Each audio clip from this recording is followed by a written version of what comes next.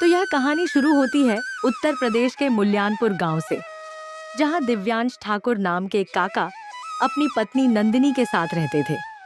समय के साथ दोनों ही बूढ़े हो चुके थे, लेकिन फिर भी घर की सारी जिम्मेदारी उनके ही कंधों पर थी। उनके परिवार में उनका बेटा रोहित और बहू काजल भी साथ रहते थे, लेकिन रोहित को किसी काम से कोई मतलब नहीं था। वह दिन भर अपने दोस्तों के साथ घूमता रहता और समय बर्बाद करता था।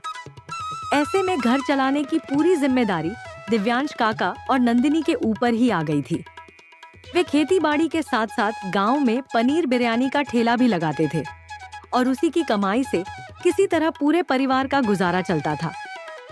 एक दिन दिव्यांश काका खेत में खेती बाड़ी का काम करते हुए अपने दोस्त हरिया से कहते हैं, अरे भाई हरिया, तेरा बेटा सही है। कम से कम शहर में नौकरी करता है जिससे तेरा घर चलता है, और खेत भी है तो खेती बाड़ी में भी हाथ बटा देता है। मेरा बेटा तो बस यूं ही घूमता रहता है, काम में उसका बिल्कुल मन नहीं लगता। अरे भाई ऐसा नहीं बोलते, तेरा बेटा भी एक दिन जरूर कुछ करेगा। अभी वो दोस्तों के साथ थोड़ा ज्यादा घुल मिल गया है। जब जिम्मेदारी उसके सिर पर आएगी तो वो खुद ही संभल जाएगा। चल हरिया, मैंने खेत में बीज डाल दिया है।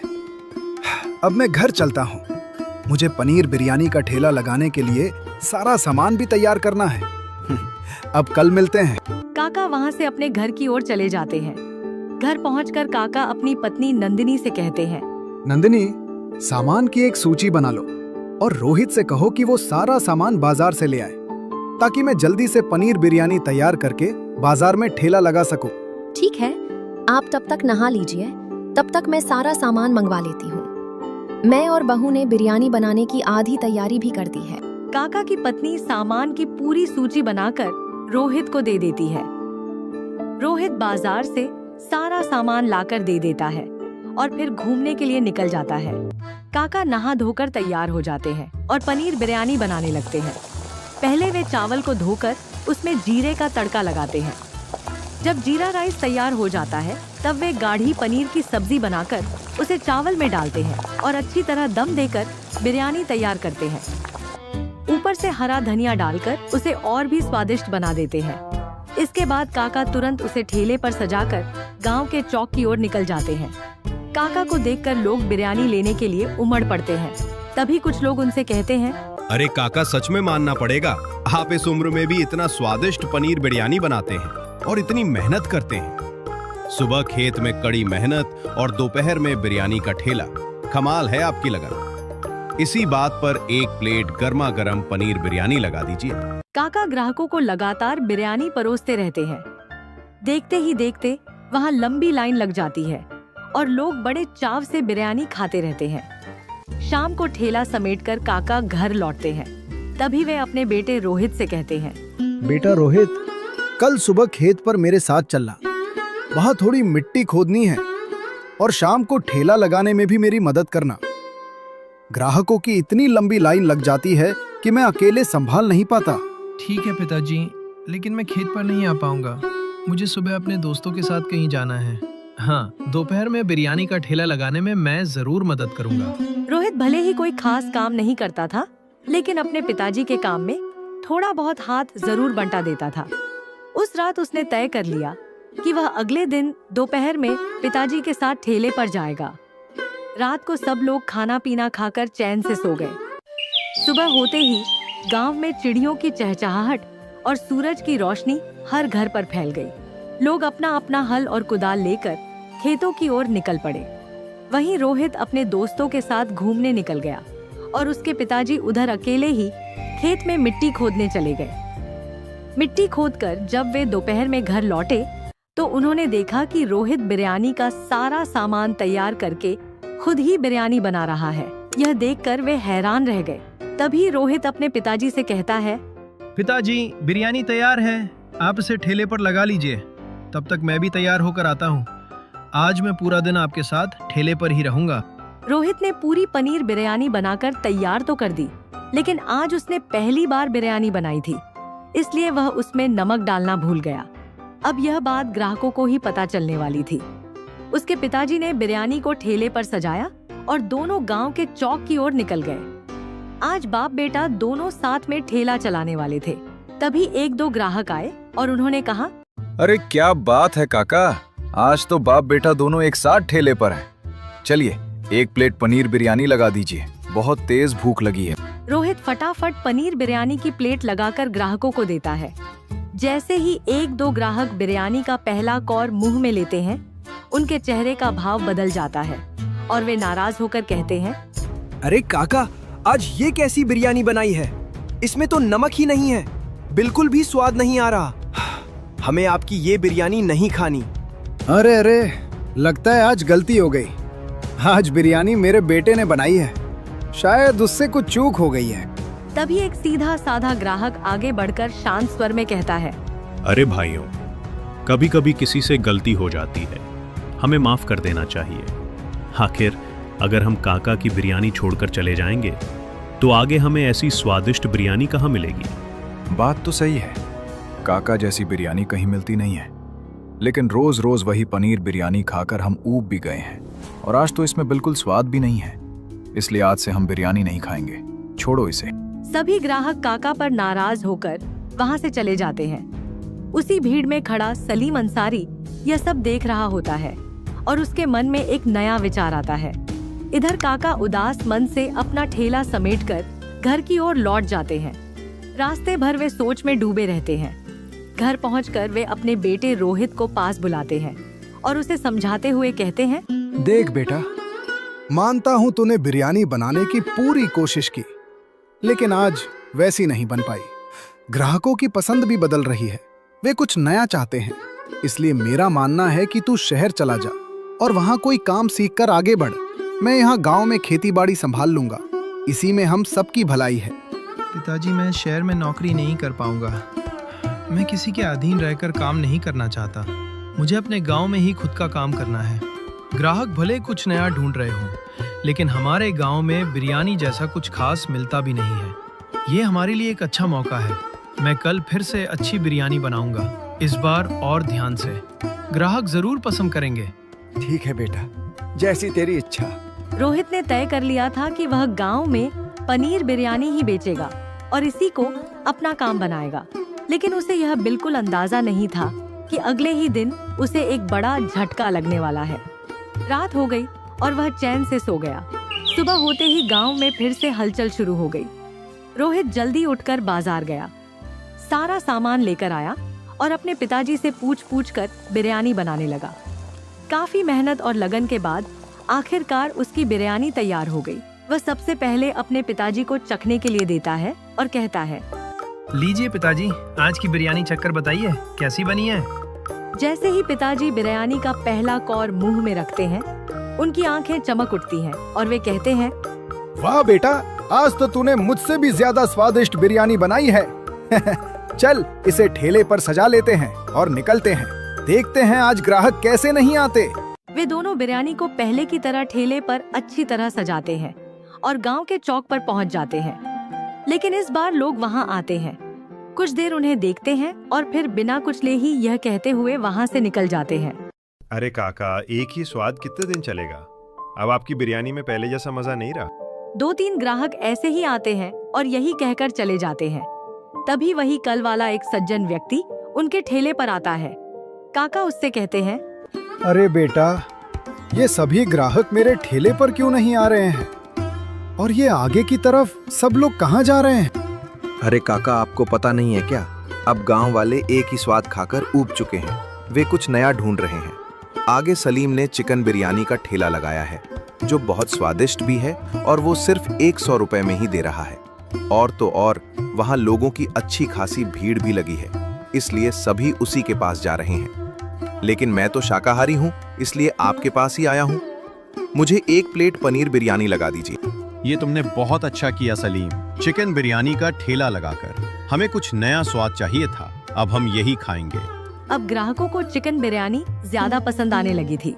सलीम के ठेले पर भीड़ बढ़ती जा रही थी, जबकि काका के ठेले पर एक भी ग्राहक नहीं बचा था। काका का मन टूट गया और वे उदास होकर ठेला समेट लेते हैं। फिर वे अपने बेटे रोहित को साथ लेकर घर लौट जाते हैं और उससे कहते हैं, देख बेटा रोहित, अब लगता है ग्राहकों को हमारी बिरयानी पसंद नहीं आ रही है, इसलिए तू कोई और काम ढूंढ ले, यही अच्छा रहेगा। मैं यहाँ खेती बाड़ी कर लूंगा। फिलहाल हमारे पास और कोई उपाय नहीं है। हाँ पिताजी, अब मुझे भी यही लगता है। आखिर हम पनीर बिरयानी में कुछ नया कर नहीं पा रहे हैं और ग्राहकों को हमारी बिरयानी पसंद भी नहीं आ रही है। इसलिए मैं कल अपने दोस्त के साथ शहर जाकर नौकरी ढूंढूंगा। उस रात काका और रोहित दोनों चिंता में डूबे हुए सो गए।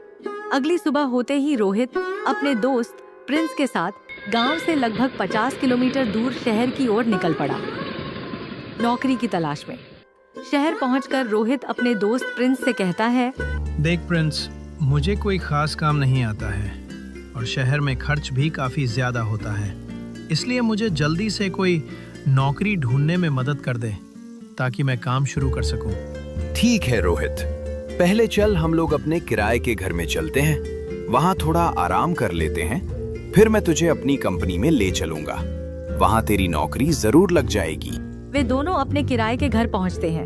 वहां पहले थोड़ी देर आराम करते हैं, फिर जैसे ही दोपहर होती है, प्रिंस रोहित को अपनी कंपनी में लेकर जाता है और वहां उसका परिचय सेठ से कराता है।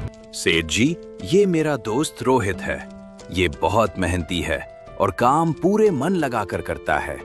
इसे आपके यहाँ नौकरी चाहिए, क्या इसे काम मिल सकता है? हाँ, काम मिल जाएगा, लेकिन चपरासी की नौकरी है और इसका वेतन सिर्फ 12,000 रुपए होगा। अगर मंजूर हो तो कल से आ जाना। 12,000 रुपए? इतना कम वेतन? हाँ तो भाई, चपरासी की नौकरी में इतना ही वेतन मिलता है, करना है तो करो, वरना कोई बात नहीं। मजबूरी में रोहित हाँ कर देता है, क्योंकि उसके पास और कोई रास्ता नहीं था। वे दोनों कंपनी से बाहर निकलते हैं। तभी प्रिंस रोहित से कहता है, अरे भाई रोहित, 12,000 भी ठीक है, कम से कम नौकरी तो मिली, वरना तुम क्या करते? अरे मैंने तो सोच लिया था कि मैं अपने पिताजी के साथ बिरयानी का ठेला अच्छे से जमाऊंगा और उसी से अपनी कमाई करूंगा, लेकिन क्या करूं, लोग कुछ नया ढूंढ रहे थे और उसी समय हमारे गांव के सलीम ने चिकन बिरयानी का ठेला लगा दिया, इसलिए मैं कुछ नया कर ही नहीं पाया। वो सब छोड़ो रोहित, अभी तो मुझे बहुत भूख लगी है। चलो आज आखिरी बार किसी रेस्टोरेंट में खाना खा लेते हैं, फिर शायद आगे इतना समय ही ना मिले। वे दोनों एक अच्छे रेस्टोरेंट में जाते हैं, वहां बैठकर खाना ऑर्डर करते हैं। रोहित शाकाहारी था, इसीलिए वह अपने लिए पनीर बिरयानी मंगवाता है, जबकि उसका दोस्त चिकन बिरयानी मंगवाता है। जब बिरयानी उनकी टेबल पर आती है तो उसके साथ शेजवान चटनी, रायता और पापड़ भी परोसे जाते हैं। इतना सब देखकर रोहित हैरान होकर कहता है, अरे सिस्टर, बिरयानी के साथ पापड़, रायता और ये क्या है? इतना सब कुछ? ये किस चीज की चटनी है? सर, यहाँ बिरयानी के साथ ये सब चीजें आम तौर पर परोसी जाती हैं और ये शेजवान चटनी है जो बिरयानी के साथ सर्व की जाती है। यहाँ ये काफी प्रसिद्ध है, लोग बिरयानी को इस चटनी के साथ खाना बहुत पसंद करते हैं। तभी उसका दोस्त प्रिंस कहता है, अरे भाई जो भी है, चल जल्दी से खा लेते हैं, मुझे बहुत तेज भूख लगी है और ये लाल वाली शेजवान चटनी देखकर तो मेरे मुंह में पानी आ गया है। चलो जल्दी खाते हैं। प्रिंस, अब मुझे शहर में ये चपरासी की नौकरी नहीं करनी। मुझे एक आइडिया मिल गया है कि मैं गांव में ग्राहकों के लिए क्या नया कर सकता हूँ। अच्छा, ऐसा क्या आइडिया मिला तुम्हें रोहित? प्रिंस, गांव में ग्राहकों को कुछ नया चाहिए, थोड़ा अलग और ज्यादा मसालेदार स्वाद। अब मैं भी गांव जाकर पनीर बिरयानी बनाऊंगा और उसके साथ शेजवान चटनी एकदम तीखी और स्वादिष्ट रखूंगा। फिर गांव वालों को जरूर पसंद आएगा और मेरा ठेला भी अच्छे से चल पड़ेगा। रोहित ने तय कर लिया था कि वह गांव जाकर तीखी शेजवान चटनी के साथ पनीर बिरयानी बनाकर गांव वालों को खिलाएगा। इसके बाद वे दोनों अपने किराए के घर लौटते हैं। वहां से रोहित अपना सामान उठाता है और उसी शाम बस पकड़कर गांव के लिए निकल पड़ता है। घर पहुंचकर वह अपने पिताजी से कहता है, पिताजी, शहर में नौकरी करना मेरे बस की बात नहीं है। अब मैंने तय कर लिया है कि कल से मैं ग्राहकों को एक नया स्वाद देने वाला हूँ, बस आप देखते रहिए। काका को अपने बेटे की बात पर पूरा भरोसा था, इसीलिए उन्होंने उसे नहीं रोका। देखते ही देखते दिन ढल गया और रात हो गई। सभी लोग खाना खाकर चैन से सो गए। अगले दिन रोहित सुबह जल्दी उठ गया और बाजार जाकर शेजवान चटनी बनाने का सारा सामान लेकर आया। घर आकर उसने जल्दी जल्दी तैयारी की और पनीर बिरयानी के साथ तीखी शेजवान चटनी भी बना ली। फिर उसने ठेले को अच्छे से सजाया और गांव के चौक की ओर निकल पड़ा। इस बार उसने एक नया बोर्ड भी लगाया, स्पेशल शेजवान पनीर बिरयानी। पुराने ग्राहक जब यह नया बदलाव देखते हैं तो वे वापस ठेले पर आते हैं और कहते हैं, अरे भाई, अब ये कौन सा नया आइटम है? शेजवान पनीर बिरयानी? नाम तो बड़ा अच्छा लग रहा है। जरा एक प्लेट चखने के लिए दे दो। हाँ भाई, जरूर। अगर आपको ये मसालेदार बिरयानी पसंद ना आए तो पैसे मत दीजिएगा। रोहित पनीर बिरयानी के साथ शेजवान चटनी परोस कर देता है। जैसे ही वह ग्राहक पहला कौर मुंह में रखता है, उसकी आंखें चमक उठती हैं और वह खुशी से कहता है, अरे वाह भाई, क्या कमाल की बिरयानी बनाई है। तुमको कहा था कि कोई नया स्वाद लाओ, लेकिन तुमने तो सच में कमाल कर दिया। एकदम मसालेदार और बढ़िया स्वाद है, मजा आ गया। अब मैं गांव वालों को भी बताऊंगा, सब लोग जरूर तुम्हारे पास आएंगे। उस व्यक्ति को शेजवान पनीर बिरयानी बहुत पसंद आती है। धीरे धीरे इस नई बिरयानी की चर्चा पूरे गांव में फैलने लगती है। पहले लोग सलीम की चिकन बिरयानी खा रहे थे, लेकिन जैसे ही उन्हें पता चला कि यहाँ बिरयानी के साथ एक नया स्वाद शेजवान चटनी मिल रही है, लोग उसकी तरफ आकर्षित होने लगे। देखते ही देखते रोहित के ठेले पर भीड़ लगने लगी। लोगों को यह नया स्वाद बहुत पसंद आया। वह कभी बिरयानी के साथ चटनी देता, कभी रायता, तो कभी पापड़। हर दिन कुछ नया जोड़ता रहता था। गांव वालों को बस यही नया और अलग स्वाद चाहिए था। धीरे धीरे उसका ठेला फिर से चल पड़ा और इस बार पहले से भी ज्यादा अच्छा चलने लगा। रोहित ने अपने गांव में ही मेहनत और समझदारी से अपना काम जमा लिया। तो इसी के साथ हमारी यह कहानी यहीं समाप्त होती है। इस कहानी में जिन लोगों के नाम इस्तेमाल किए गए हैं, वे हमारे पिछले वीडियो के कमेंट सेक्शन से लिए गए थे। अगर आप भी चाहते हैं कि अगली कहानी आपके नाम पर बने, तो अपना प्यारा सा नाम कमेंट में जरूर लिखें। और हाँ, चैनल को सब्सक्राइब करके रखें, इससे आपका नाम जल्दी सिलेक्ट होने के चांस बढ़ जाते हैं। एक वीडियो बनाने में बहुत मेहनत लगती है, इसीलिए प्लीज एक लाइक जरूर कर दीजिए। साथ में अपना नाम कमेंट करें और चैनल को सब्सक्राइब करना न भूलें।